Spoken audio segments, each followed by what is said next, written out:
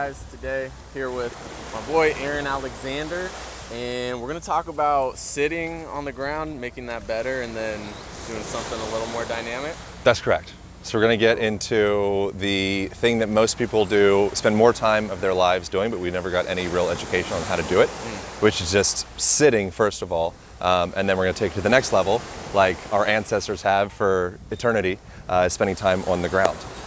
So we're going to start off, let's have you sit down on the ground, and you're just going to go into a basic like cross-legged, crisscross applesauce type position, and we're going to break down a few fundamental mechanics of this position. So it seems maybe almost like trite or silly. It's like, oh, I'm just sitting, there's nothing to this. There's an art and science to effectively sitting on the ground. So in yoga, you call it Sukhasana position. So it's we can have a whole, we could write a whole book about just being on the ground. In fact, I did. It's called the alignment. So what we're gonna do is push down through your shoulders from this position, just so you can start to feel what it feels like to load some weight from that position. So you feel, as I'm going through here, you're like incredibly intelligent in your body, so you can auto-correct. But can you feel as I'm pushing down, the tendency is you need to brace your abs a little bit. There's like some shakiness in the hips. Right. So you can adjust this really simply just by raising the height of your hips up above the height of your knees. So anytime you're in a yoga class and you're being spiritual at the end and you're oming and all that, if you're in this hunch over position, your back is going to start to get sore. You might feel spiritual for like 3 minutes, but then eventually you're just like, oh my God, I got to get out of this position. Yeah. So you need to get a bolster or pillows or cushions, or here we're going to use the sand. So let's have you bring your butt up for a moment. And we're just going to pile some sand here. We're doing it live. We're going live. Yeah. So, push through. Push through. Scapular protraction.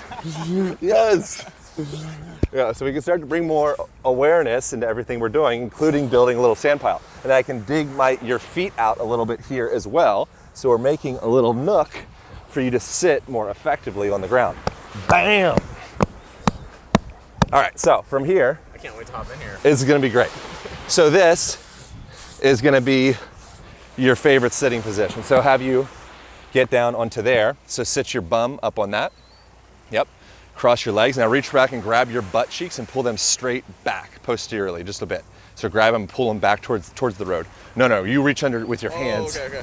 Grab them. You can actually, something you could do is put your hands down on the ground like this on your fingertips and kind of just bring yourself up, and then drop yourself down. Yes, that, boom, and then just drop yourself down. Ba-bam! So now you're on the front edge of your sit bones or your ischial tuberosities.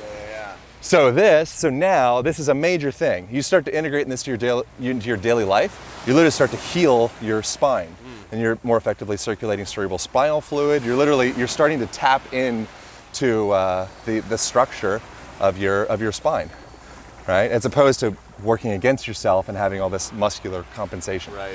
So now, if we go up into this same position, I push weight, and it's just bam! It's like straight brick shit house. So I can put all of my weight into you.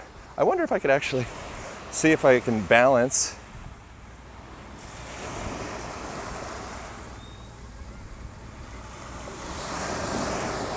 So that's a fucking major difference. Yeah. Right? So we raised your hips up 3 inches, and all of a sudden you can hold a 220-pound dude on your shoulders.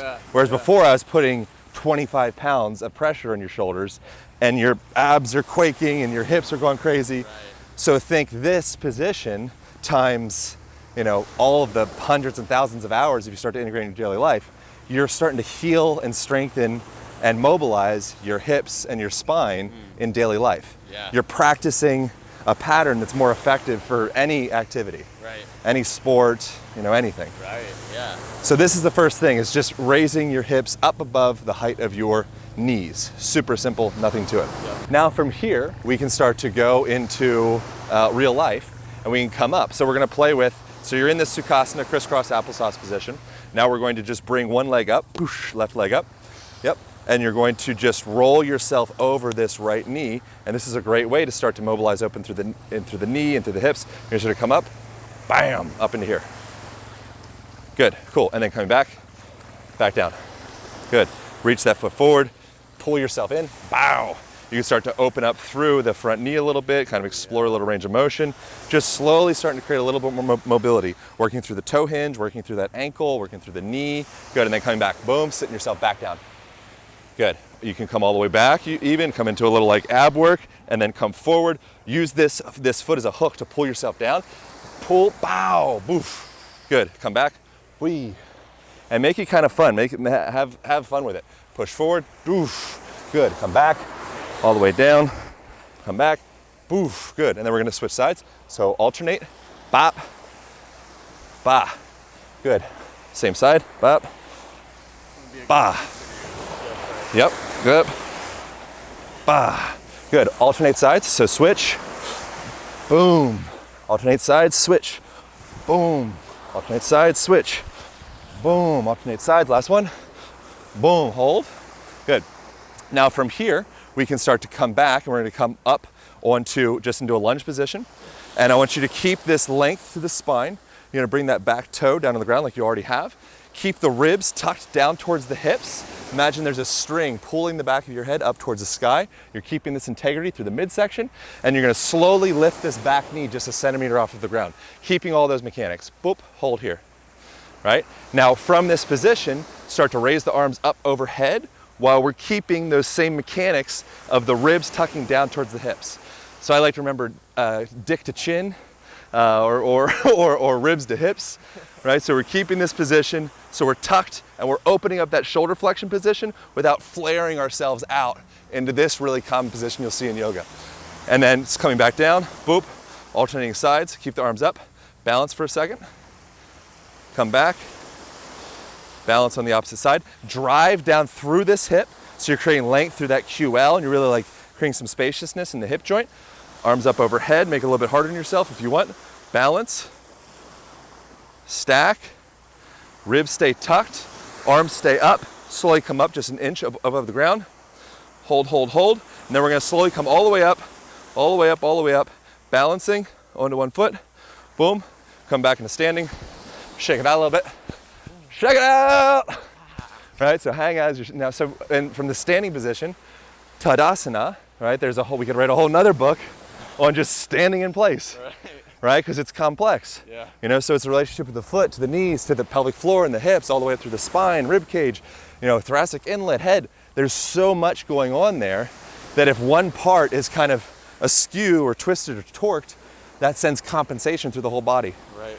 So if you can start to get to a point with your physical experience that you can relax through your body so that your bones can stack, all of a sudden you start expending much less energy, and you have way more energy to rest and digest and repair and pick up chicks on the beach or eat tacos or whatever you want to do. You have more bandwidth because your body's not held in place trying to compensate for imbalanced muscular positions. Right. So as we're standing in this position, our heels are slightly raised up, which is no big deal, it's fine.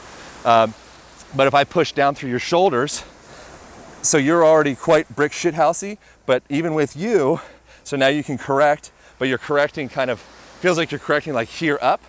And so you're able to compensate, but now you're getting better. Boom, now you're starting to find it, right? So what you did there, I didn't see from the front, but I'd imagine you did that. There was a little, Yep. Boom. That's it. Glutes here. Yep. Right, and so naturally, if you do engage your glutes slightly, that'll start to tuck that pelvis a little bit and naturally start to reorient your torso to find that this cylinder will start to orient so that it's stacked. So think of your midsection like a Coke bottle. We're in Mexico, so Coke bottle is very popular. Plastic Coke bottle. For breakfast. Right, hopefully you don't just throw it in the ocean.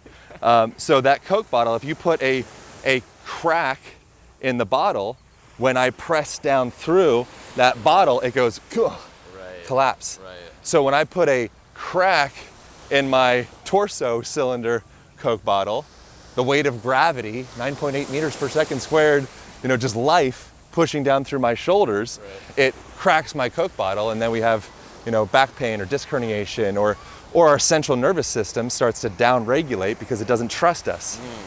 So if you can stack and orient this axial skeleton here, now you're fucking strong. Like I'm pushing through here and I'm like, like I cannot move your ass. That's a big difference. Yeah. So think, okay, cool, I'm in a line in a bank, opportunity. Right. right? I'm right. sitting having, you know, some tacos on the beach or whatever. Okay, cool. I can sit better. I can put my fingers down on the ground. I can raise myself up, drop the booty back, kind of get those ischial tuberosity sit bones backwards. And now from here, my skeleton's relaxed upon itself. The second that I collapse, now all of a sudden it's just compensatory patterns, muscular patterns holding my bits together. So I think that's enough for now.